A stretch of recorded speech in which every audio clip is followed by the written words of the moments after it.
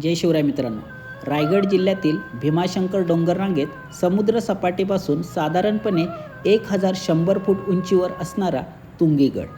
तुंगीगडचा हा ट्रेक आमच्यासाठी अतिशय त्रासदायक झाला असता जर ही व्यक्ती आम्हाला ट्रेकच्या दरम्यान भेटली नसती तर झालं असं की त्या दिवशी नेहमीपेक्षा उशिराच घरातून म्हणजे एक 10 वाजता सकाळी घरातून निघालो. 10:30ला ठाणा स्टेशनवर पोचलो. तेथून कर्जतची लोकल पकडून मी आणि सागर 12 वाजता कर्जत स्टेशनला पोचलो. स्टेशनला उतरल्यानंतर नाश्ता पाणी करून आम्ही चालतच 12:30च्या सुमारास बस स्टँडला पोचलो. नुकतीच आम्हाला जिथे जायचं होतं तिकडे जाणारी बस निघून गेले होते, त्यामुळे आम्हाला अर्धा तास तिथे वाट पाहावी लागली. आम्हाला घेऊन जाणारी बस सव्वा एक वाजता तिथे आली आणि त्या बसने आम्ही साधारणपणे 2 वाजता केळशी या ठिकाणी पोचलो. तेथून पुन्हा आम्ही केळशीवरून डोंगरपाडा फाट्यावरती जाण्यासाठी 2 वाजता ओमनी व्हॅन पकडली, जिने आम्हाला 1:15च्या सुमारास डोंगरपाडा फाट्यावरती पोचवलं. हे सगळं टायमिंग सांगण्यामागचा उद्देश तुम्हाला लवकरच कळेल. झालं असं की 2:15 वाजता आम्ही डोंगरपाडा गावाच्या फाट्यावरती पोचलो. तेथे पोचल्यानंतर आम्ही थोडंसं टायमाचं कॅल्क्युलेशन केलं की जर आम्ही 2:15 ते 2:30च्या दरम्यान डोंगरपाडा फाट्यावरून निघतोय तर आम्हाला डोंगरपाडा गावात जाण्यासाठी 1 तास लागणार होता, कारण की ते अंतर 3 किलोमीटर होतं आणि तिकडे जायला काही वाहन नव्हतं. 3:30 वाजता डोंगरपाडा गावात पोचल्यानंतर तेथून साधारणपणे 2 तास आम्हाला किल्ल्याच्या गडमाथ्यावर पोचण्यासाठी लागणार होतं. म्हणजे जवळपास आम्ही 5-5:30ला किल्ल्याच्या माथ्यावर असणार होतो. त्यानंतर अर्धा तास गड फिरायला आणि जर 5:30ला आम्ही गड उतरायला सुरुवात केली तर पुन्हा आम्ही डोंगरपाडा गावात 7:15 वाजता येणार होतो. तेथून पुन्हा 3 किलोमीटर चालत म्हणजे साधारणपणे 1 तास पकडला तर 7:15 वाजता आम्ही डोंगरपाडा फाट्यावरती येणार होतो. आणि जर 7:15 वाजता आम्हाला काही वाहन मिळाले नाही तर आम्हाला डोंगरपाडा फाटा ते केळशी हा जवळपास 8 ते 9 किलोमीटरचा प्रवास पायी करावा लागणार होता. आणि तसं जर झालं असतं तर आम्ही कर्जत स्टेशनला म्हणजे केळशीला जवळपास 10:15 ते 10:30 वाजता पोचलो असतो. आणि तेथून जर आम्हाला काही वाहन मिळालं चुकून तर आम्हाला कर्जत स्टेशनला पोहोचायला रात्रीचे 12 वाजणार होते. आणि जर केळशी ते कर्जत हे वाहन आम्हाला भेटलं नसतं तर आम्हाला ती रात्र केळशी बसस्टॉपवरच किंवा कुठेही काढायला लागले असते आणि दुसऱ्या दिवशी आम्हाला घरी रिटर्न यावं लागलं असतं. पण असं काही झालं नाही. का?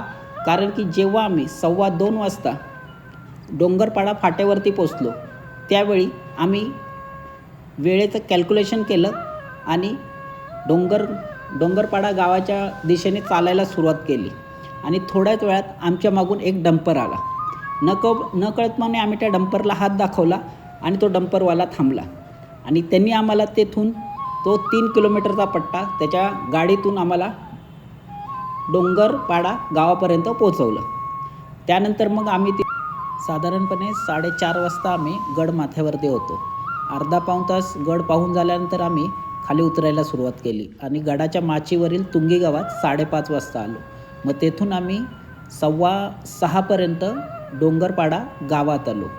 पुन्हा आम्हाला डोंगरपाडा गावातून डोंगरपाडा फाट्यावरती चालत 1 तास यायचं होतं.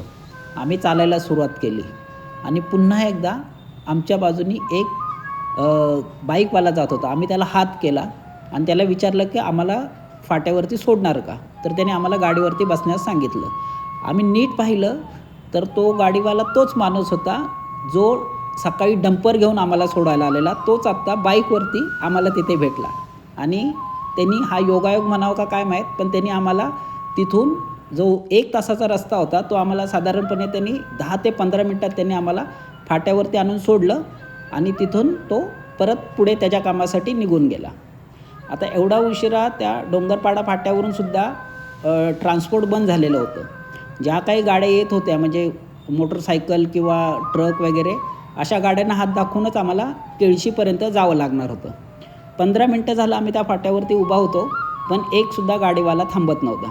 15 मिनटानंतर पुन्हा तोच माणूस, जो माणूस आम्हाला डंपरमधून भेटलेला, जो माणूस आम्हाला बाईकवर भेटलेला, तोच माणूस चालत आमच्याजवळ आला. त्याने आमची विचारपूस केली आणि त्यानंतर त्यांनी स्वतःहून तो आमच्यासाठी तिथे उभा राहिला आणि तोसुद्धा गाड्यांना हात दाखवायला लागला.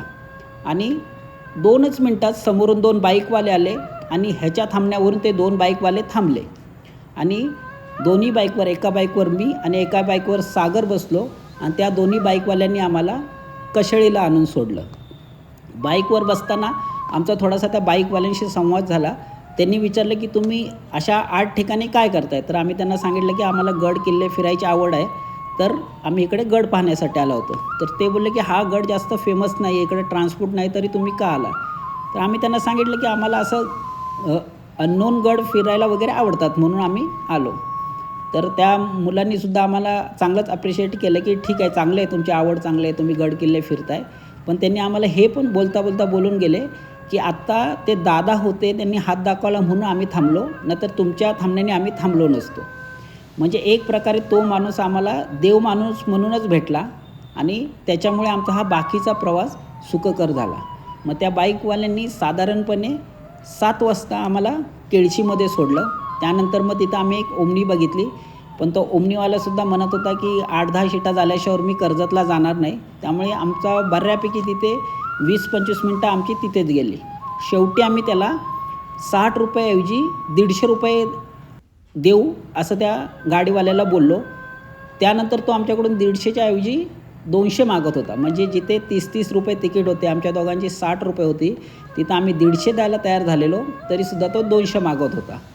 20-25 मिनटं वाट बघितल्यानंतर शेवटी आम्ही निर्णय घेतला. आम्ही म्हणलो की आम्ही आता 200 रुपये 150 रुपये देऊ शकत नाही, तर आम्ही गाडीतून खाली उतरतो.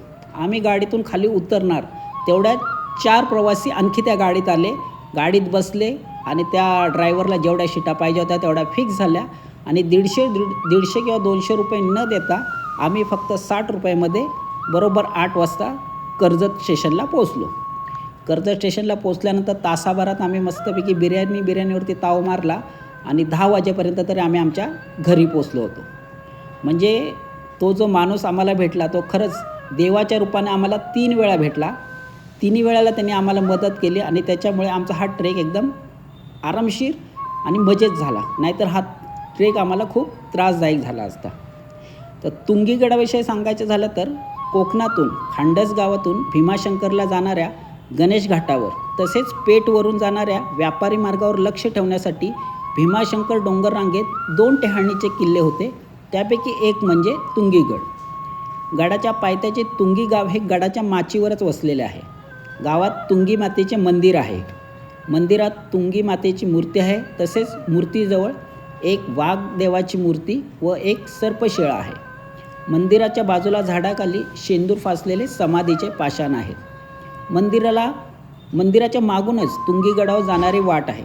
या वाटेने थोडे वर चढल्यावर 2 फाटे फुटतात. त्यापैकी डाव्या बाजूच्या वाटेने गड माथ्यावर जावे.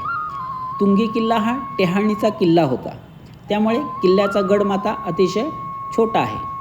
गडावरती कड्याच्या एका टोकावर पाण्याचा एक टाके आहे, पण तिकडे जाणारी वाट जरा घसरडी असल्यामुळे जपून जावे लागते. गडमाथ्यावरून आपल्याला कोथळीगड दिसतो. तसेच जर वातावरण स्वच्छ असेल तर पदडगड व भीमाशंकरसुद्धा दिसते.